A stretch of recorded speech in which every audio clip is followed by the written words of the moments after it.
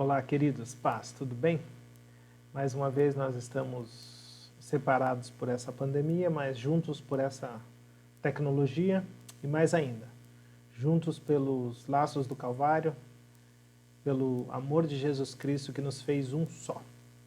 No dia de hoje, nós estaremos dando continuidade às lições da Escola Bíblica Dominical. A lição esta agora de número 8, que tem por título Edificados sobre o Fundamento dos Apóstolos e Profetas. Essa lição ela tem o texto áureo no livro aos Efésios, na carta aos Efésios, no capítulo 2 e no verso 20, que diz o seguinte: Edificados sobre o fundamento dos apóstolos e dos profetas, de que Jesus Cristo é a principal pedra da esquina. A verdade prática, ela nos diz que Jesus Cristo é a pedra basilar da igreja, que está edificada por meio dos ensinamentos dos apóstolos e do testemunho dos profetas. A leitura bíblica em classe, ela se encontra em Efésios, no capítulo 2, de 20 a 22, e em Mateus, capítulo 7, 24 a 27. Primeiramente, nós estaremos lendo a carta aos Efésios, que diz o seguinte: Edificado sobre o fundamento dos apóstolos e dos profetas, de que Jesus Cristo é a principal pedra da esquina, do qual todo o edifício bem ajustado cresce para templo santo do Senhor, no qual também nós, juntamente, sois edificados para a morada de Deus em Espírito.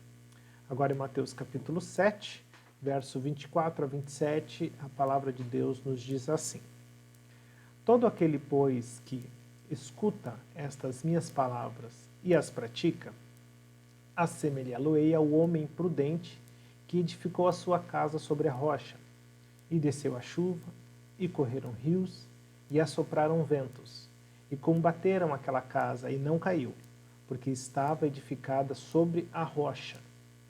E aquele que ouve estas minhas palavras e não as cumpre, compará-lo-ei ao homem insensato, que edificou a sua casa sobre a areia, e desceu a chuva, e correram rios, e assopraram ventos, e combateram aquela casa, e caiu, e foi grande a sua queda. O objetivo geral da nossa lição é ensinar que Cristo é a base da igreja e estamos alicerçados na doutrina dos apóstolos e no testemunho dos profetas. Os objetivos específicos é explicitar que no Antigo Testamento Deus habitou no tabernáculo e no templo, mas que agora no Novo Testamento habita em nós por meio do seu Espírito Santo.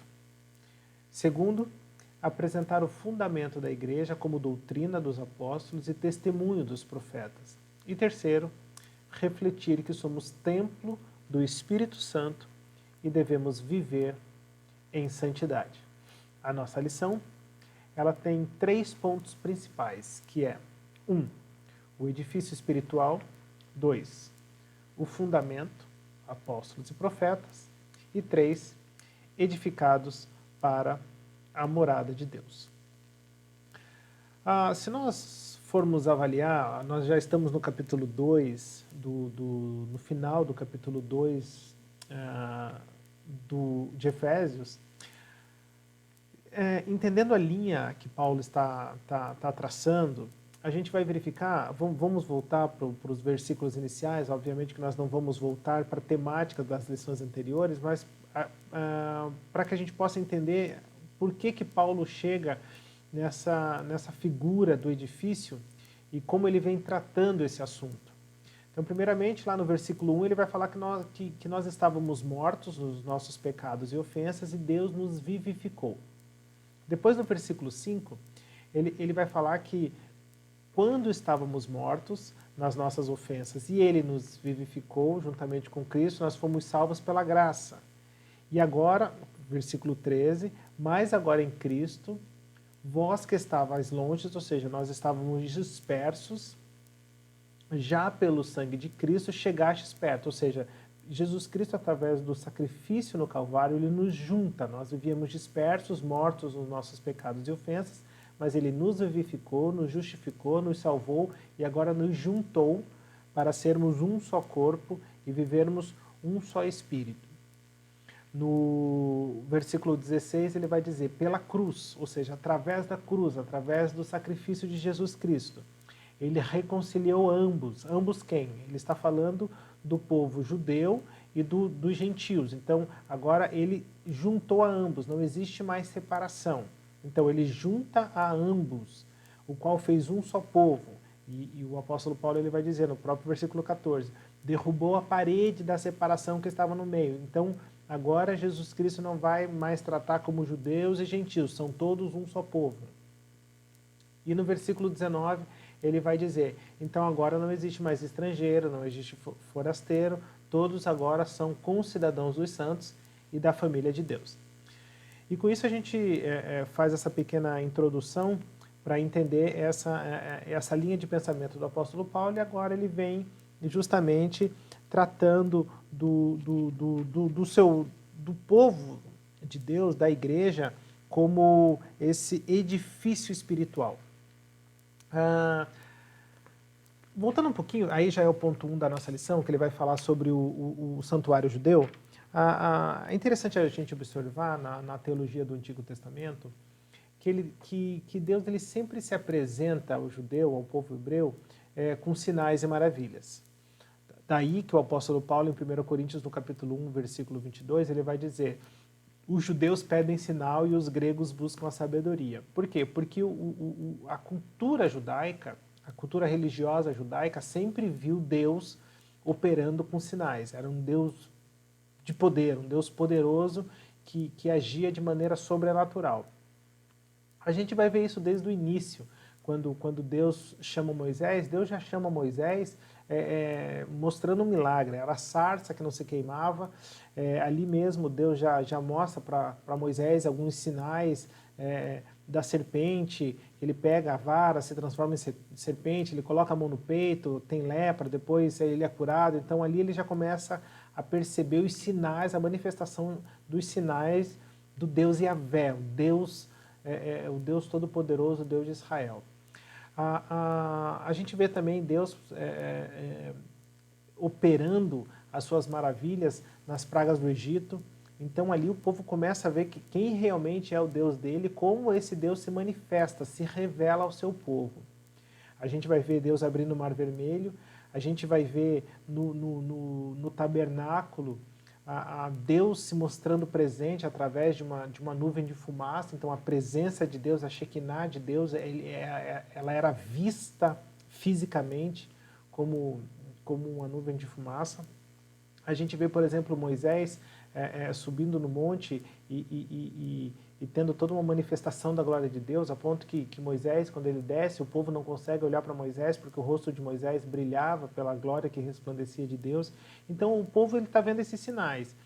E agora Deus ele institui, através de Moisés, que a arca fique dentro do templo, ou seja, demonstrando que a presença de Deus estaria dentro do templo.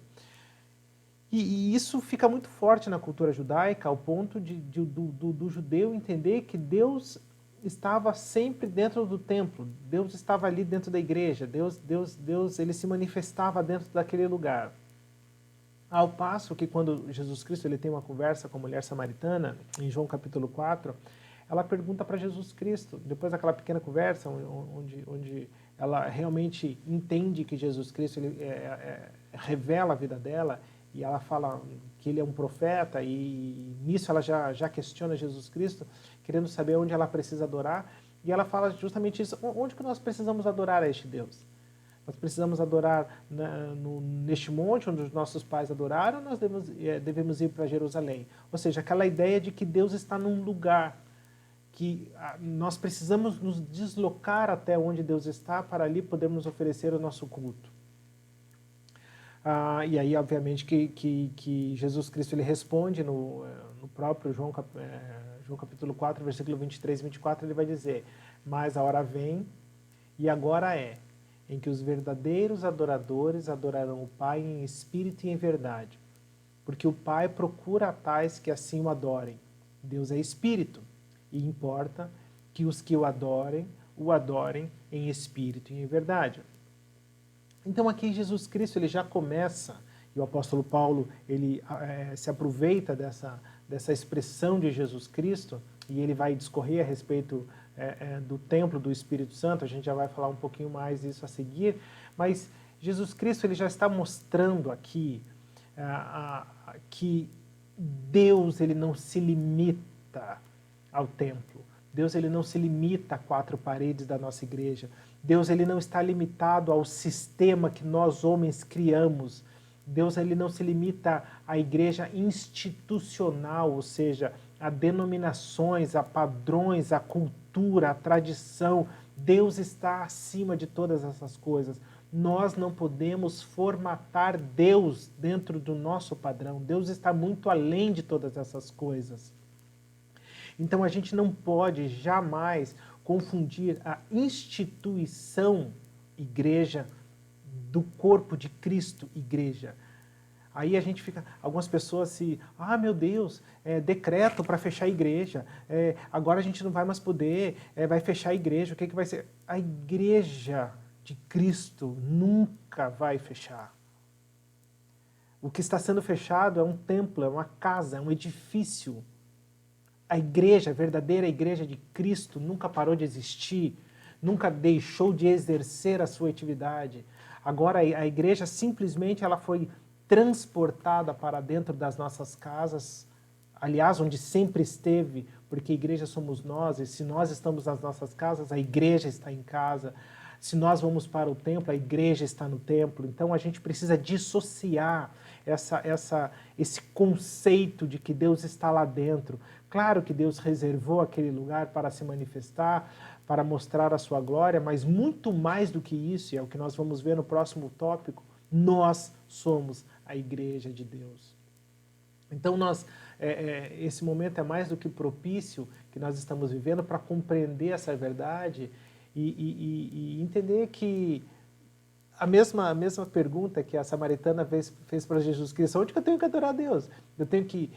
A igreja tem que estar aberta para eu poder ir lá adorar a Deus? Ou dentro da minha casa eu posso adorar a Deus, engrandecê-lo e viver uma vida que possa realmente honrar ao seu santo nome e oferecer o meu culto a Deus? Jesus Cristo já respondeu essa pergunta para a samaritana. Vai chegar um tempo, e o tempo já chegou, que os verdadeiros adoradores não vão precisar de uma igreja aberta para poder me adorar. Eles vão me adorar em espírito e em verdade onde eles estiverem. Onde eles estiverem, eles podem se reunir, seja em pequenos grupos, seja numa família, ou seja virtualmente, em lives ou tudo mais. Os verdadeiros adoradores adorarão ao Pai aonde eles quiserem adorar ao Pai, onde eles estiverem, porque Deus se manifestará na vida das pessoas e não mais num templo, num edifício construído por mãos humanas. Deus não se limita a 4 paredes.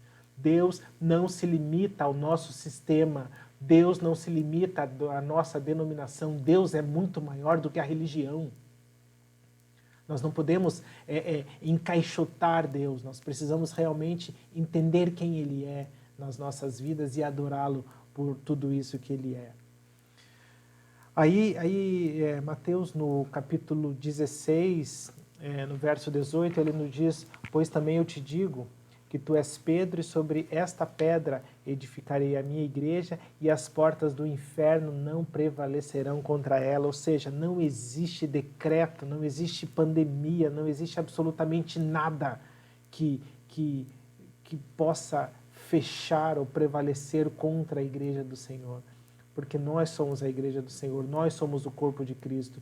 Enquanto estivermos aqui na terra, essa igreja estará presente, prevalecendo em nome do Senhor Jesus Cristo. Aí agora o apóstolo Paulo ele vai falar sobre o santuário cristão. O segundo ponto da nossa lição a respeito do edifício espiritual. Ele vai justamente mostrar nós cristãos como um santuário para Deus. Pedro ele vai dizer na sua primeira carta, 1 Pedro 2:5, que vós também, como pedras vivas, sois edificados casa espiritual e sacerdócio santo para oferecer sacrifícios espirituais agradáveis a Deus por Jesus Cristo. Então, é justamente isso. Agora nós somos essas pedras vivas. Não somos a igreja do Senhor, ela não é concreto, ferro. A igreja do Senhor somos nós. pedras vivas. O apóstolo Paulo ele vai escrever, e existem duas expressões muito interessantes. Ele escreve em 1 Coríntios capítulo 3, versículo 16. Existem duas traduções, né? A atualizada e a corrigida.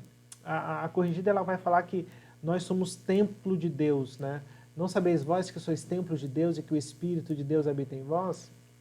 E a atualizada ela vai dizer, eu gosto mais dessa outra tradução, que ele vai dizer, não sabeis vós que sois santuário de Deus? Porque o apóstolo Paulo ele se utiliza de duas expressões no grego, uma é o naos, né, e a outra é o hieron. Aqui essa expressão de 1 Coríntios capítulo 3, versículo 16, é naos. Ele não está falando sobre, obviamente que a tradução é templo, mas muito mais precisa a tradução seria santuário, ou seja, é um lugar no templo, dentro do templo, onde Deus se manifesta. É o lugar santo de dentro do templo. Então, é muito mais do que o templo em si. Por isso que o apóstolo Paulo ele vai usar outra expressão, hieron, para templo. Por exemplo, 1 Coríntios capítulo 9, versículo 13, ele vai falar, não sabeis vós que os que administram o que é sagrado comem do que é do templo? Ou seja, ele tá colocando o templo ali como uma questão justamente edifício, e os evangelistas, eles também, Mateus, Marcos, eles vão falar, Lucas, ele vai falar sobre isso, usar essa expressão hieron para templo, edifício. Então, Jesus Cristo foi ao templo, então Jesus Cristo foi ao hieron, estando Jesus no templo, estando Jesus no hieron. Quando o apóstolo Paulo ele usa essa expressão naos, ele está utilizando justamente a questão do santuário do templo. E eu acho interessante que o apóstolo Paulo ele não nos trata como edifício, templo como edifício, mas ele nos trata como um santuário, ou seja, é onde ocorre o momento da adoração, é onde a adoração acontece, é onde o culto acontece, é onde a glória de Deus é manifestada, é onde o Shekinah de Deus desce. Então, o apóstolo Paulo agora ele está dizendo assim, eu e você, nós somos esse lugar santo, aonde Deus desce na terra e se manifesta. Então a manifestação de Deus nos dias de hoje ocorre não dentro da igreja, quatro paredes, mas a manifestação de Deus ocorre dentro da minha e da tua vida. E eu não preciso estar dentro de quatro paredes para que Deus se manifeste na minha vida. Você não precisa estar dentro de quatro paredes para que a glória de Deus se manifeste na sua vida. Volto às palavras de Jesus Cristo quando ele fala à samaritana, chegou o tempo, e o tempo é hoje, onde os verdadeiros adoradores adorarão ao Pai em espírito e em verdade, aonde você estiver, seja dentro da tua casa, seja no teu trabalho, seja no teu carro, seja dentro da igreja, seja dentro de um hospital, onde você verdadeiramente adorar a Deus, ali você está prestando o seu culto e ali você está se fazendo igreja do corpo de Cristo.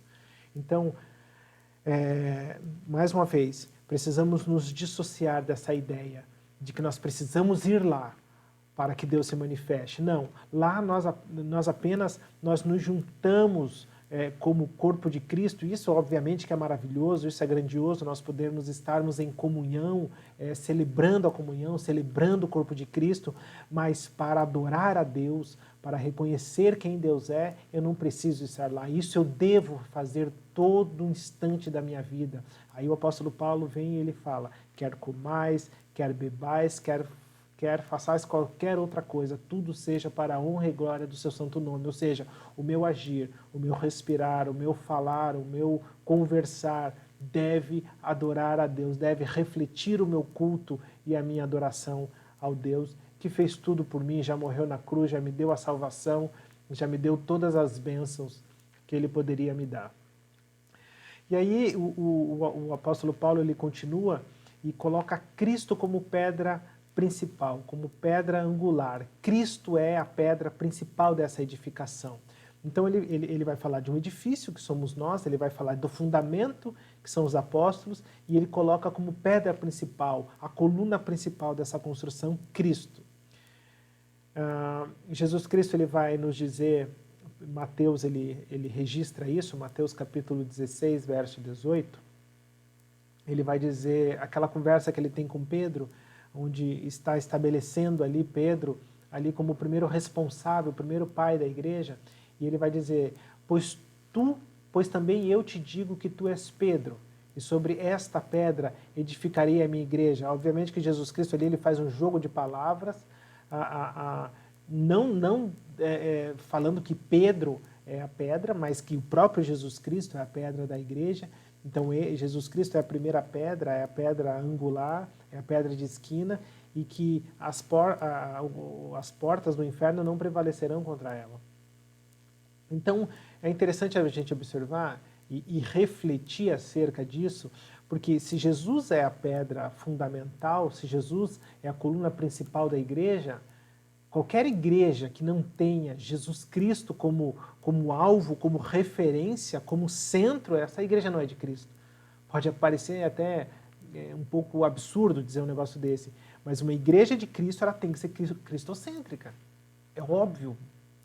Óbvio, mas não é a realidade que nós vemos. Quantas e quantas igrejas que não falam sobre Jesus Cristo, fala de tudo. Fala de milagre, mas não fala da pessoa de Jesus Cristo. Fala de libertação, mas não fala da pessoa de Jesus Cristo. Fala de prosperidade, mas não fala da pessoa de Jesus Cristo. Fala de cura espiritual, mas não fala da pessoa de Jesus Cristo. Então não são igrejas que estão engrandecendo a Jesus Cristo e que têm Jesus Cristo como pilar, como centro, como pedra angular. Porque as suas teologias não colocam Cristo como a pessoa número um. Então são teologias vãs, são igrejas que não têm o objetivo de levar o homem à salvação, mas apenas de encher as suas igrejas com doutrinas quaisquer, mas não doutrinas bíblicas, com o objetivo simplesmente de trazer pessoas para dentro da igreja, mas não de proclamar o genuíno evangelho do Senhor Jesus Cristo.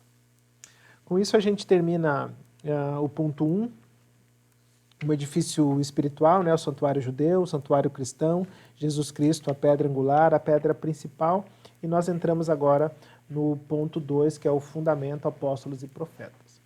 E em se tratando de apóstolos, aí quando a gente olha na Bíblia, a gente precisa entender o conceito de apóstolo, tá? Existem basicamente dois conceitos, basicamente não, são dois conceitos de apóstolos, não existem mais do que dois conceitos de apóstolos na Bíblia. E esses dois conceitos eles vão andar numa linha de função e cargo. O que é função? Função é um conjunto de tarefas. Então, muitas vezes, por exemplo, existem pessoas que não têm o cargo, o ofício de pastor, mas exerce a função pastoral. É uma pessoa que cuida, é uma pessoa que apacenta. Então, ela exerce as funções, mas ela não tem o ofício. Existem pessoas que são exímios, excelentes evangelistas, não têm o ofício de evangelista, mas tem a função, exerce essa função, evangeliza, corre atrás, vai, visita e tudo mais. Então, basicamente esses dois conceitos, o conceito de função e o conceito de cargo, o conceito de ofício. Então, enquanto função, o apóstolo não deixou de existir. O apóstolo é o correlato, hoje em dia, o que a gente chamaria de missionário, ou seja, o apóstolo é aquele enviado. E na Bíblia, mesmo depois do apóstolo Paulo, outras pessoas foram chamadas de apóstolo, mas nesse conceito funcional, ou seja, pessoas que foram enviadas para evangelizar, enviadas para implantar igrejas, e aí, neste caso, a gente pode denotar que essas pessoas são apóstolos. Agora, existe o apóstolo ofício, o apóstolo cargo. Nessa questão, o apóstolo Paulo foi o último. Por quê? Porque para existir, para que um apóstolo fosse chamado de apóstolo, existem algumas condicionantes, por assim dizer.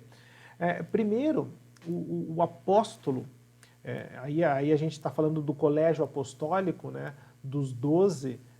Obviamente que a gente estamos tirando Judas e colocando Matias já no lugar de Judas e o apóstolo Paulo. Então, o colégio apostólico, para que alguém fosse, vamos dizer, membro desse colégio ou atestado como apóstolo, ele deveria ter algumas prerrogativas. A primeira é testemunha ocular da ressurreição.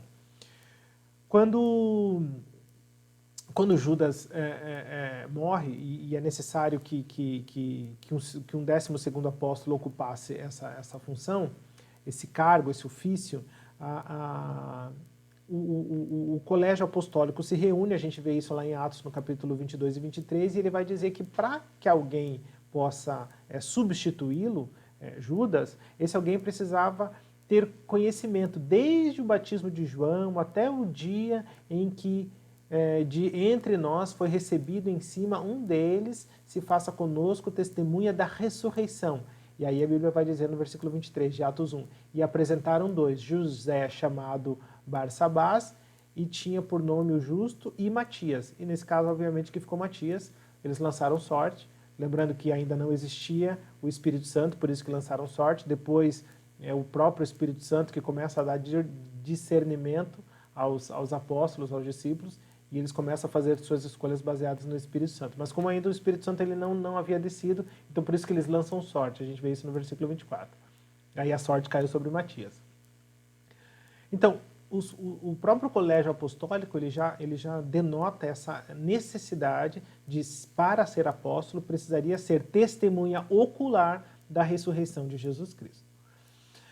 E aí o apóstolo Paulo, mas o apóstolo Paulo ele não estava lá? O apóstolo Paulo, ele quando foi chamado por Jesus Cristo aparece a ele, e ele diz isso em 1 Coríntios no capítulo 9, versículo 1, comprovando o seu apostolado. Ele precisa falar, ele fala isso aos Coríntios, ele fala aos Gálatas e fala a outras igrejas, porque ele precisa provar o seu apostolado a essas igrejas. Em 1 Coríntios, Paulo fala o seguinte: não sou eu apóstolo, não sou eu livre, não vi eu Jesus Cristo, nosso Senhor ressurreto. Ou seja, o apóstolo Paulo está dizendo, eu tenho prerrogativas para ser apóstolo porque eu vi Jesus Cristo ressurreto, que era uma das características necessárias para ser apóstolo de Jesus Cristo. A segunda característica é ter sido chamado exclusivamente por Jesus Cristo. Ou seja, Jesus Cristo em pessoa, fisicamente, chamar o apóstolo.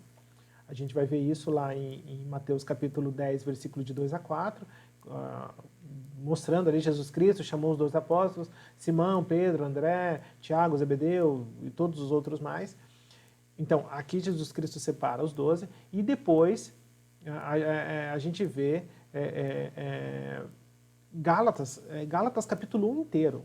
Se a gente for ler Gálatas capítulo 1 inteiro, lá o apóstolo Paulo ele vai mostrar exatamente como ele foi chamado por Jesus Cristo. Ele vai falar, estava eu lá andando, Damasco, caí, Jesus Cristo me chamou. Então ele mostra justamente como ele foi chamado por Jesus Cristo. Então, segunda característica do apostolado, ofício, tá?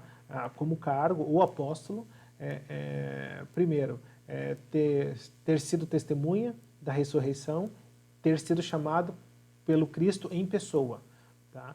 O terceiro ponto é a autoridade espiritual. O apóstolo Paulo, em 2 Coríntios, no capítulo 12, versículo 12, ele vai dizer, os sinais do meu apostolado foram manifestados entre vós, ou seja, eu mostrei para vocês que eu sou apóstolo, porque fui com vocês com sinais e maravilhas. Tá? Com toda a paciência, por sinais, prodígios e maravilhas. Então, a gente vê todos os discípulos tendo essa autoridade advinda do Espírito Santo, aquele Pedro anteriormente medroso, Pedro fujão, Pedro que negou a Jesus Cristo, chega e diz para um aleijado, não tenho prata nem ouro, mas o que eu tenho eu te dou, levanta e anda. Então, assim, a gente vê essa autoridade agora de Pedro e de todos os apóstolos, porque a esses apóstolos lhes foi concedido a autoridade espiritual.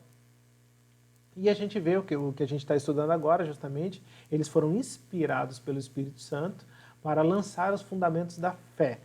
Como que eles lançaram os fundamentos da fé? Foram os pais da igreja que começam a escrever agora os relatos bíblicos, começam a narrar todas as experiências que eles tiveram com Jesus Cristo e estabelecendo agora as doutrinas do Evangelho, os fundamentos da nossa fé. Então, alguém pode perguntar, mas e hoje em dia, o que falar desses apóstolos? Apóstolo, hoje em dia, é aquilo que eu já falei, é correlacionado por função aos que seriam os missionários. Mas essas pessoas que se denominam apóstolos, eu digo, vai ler a Bíblia, não tem outra coisa para falar, porque a Bíblia é clara nessa questão. Tá? Os próprios apóstolos, eles já mostravam, então assim, vai se matricular na escola dominical e aprender um pouquinho mais, porque a Bíblia diz que não existe mais. Então, nesse quesito, Paulo foi o último, ponto final, não tem mais. Tá? Então, o que vem depois disso é apenas a função, a característica funcional do apóstolo, que são aqueles que são enviados para fazer missão, para implantar outras igrejas. E com isso, queridos, a gente vai já para o ponto 3, que é edificados para a morada de Deus. A gente entra, de novo, volta-se um pouco ao que a gente já estava abordando, mas é interessante a gente voltar e refletir. No Antigo Testamento, quando Deus se manifestava ali no Santo dos Santos, o povo via essa Shekinah, essa fumaça descendo, e ali eles entendiam que Deus estava visitando o seu povo. No Novo Testamento, o nosso corpo é a morada do Espírito Santo, é a morada de Deus. Então, nós fomos salvos, nós fomos vivificados, justificados, para que agora Deus habitasse em nós. Então, quando nós falamos da manifestação de Deus na Terra, é interessante a gente observar isso, porque Deus ele não vai se manifestar nas coisas. A gente quer ver Deus se manifestando no vento, a gente quer ver Deus se manifestando no fogo, a gente quer ver uma bola de fogo, a gente quer ver anjos subindo e descendo, a gente quer ver não sei o que. A gente está voltando a ser judeu, então. Porque é os judeus que querem sinais. O que Deus quer estabelecer para mim e para a sua vida é uma manifestação dentro de nós. Não é uma manifestação fora de nós. Deus ele quer se manifestar na minha vida. Então, o agir de Deus na humanidade se dará a partir do momento que eu der lugar ao Espírito Santo, que eu der morada ao Espírito Santo de Deus, para que através da minha vida Deus se manifeste. Então entra aquela... Eu costumo dizer, né, a gente tem uma certa facilidade para orar, para Deus operar, e a gente fala assim, Deus vai nos asilos, Deus vai nos presídios, Deus vai visitar os doentes. Aí eu fico imaginando se Deus realmente desce do céu lá, se transforma, sabe lá no que, para visitar essas pessoas. Obviamente que Deus não vai fazer isso. Deus vai fazer isso através da minha vida e através da sua vida. Então, a gente tem que mudar um pouco a nossa oração e em vez de ficar pedindo para Deus fazer, é nos colocar na condição, tipo, Deus me usa para fazer. Me usa para que eu seja um objeto, para que eu seja um agente em prol do reino, para fazer aquilo que tu queres. Porque a partir do momento que eu estiver fazendo, é Deus fazendo na minha vida. Porque eu sou apenas morada, eu sou apenas habitáculo da graça, do poder de Deus. Então, queridos, com isso a gente encerra a nossa lição. Eu espero que o Espírito Santo de Deus tenha encontrado lugar no seu coração e que você possa refletir a respeito dessa palavra, ainda mais nesse tempo difícil que nós estamos vivendo. Tenha bem certo, você é habitação, você é o templo da morada do Espírito Santo, você é onde Deus quer se manifestar, você é onde Deus desce, onde a Shekinah de Deus se manifesta, onde a fumaça de Deus se manifesta no meio do povo. É a tua vida, é a minha vida, nós somos a igreja. A igreja pode estar fechada, a igreja fisicamente, o templo pode estar fechado, mas a igreja de Cristo, o corpo de Cristo, permanece triunfante até a volta do nosso Senhor Jesus Cristo. Que Deus te abençoe e até uma próxima oportunidade. Até lá.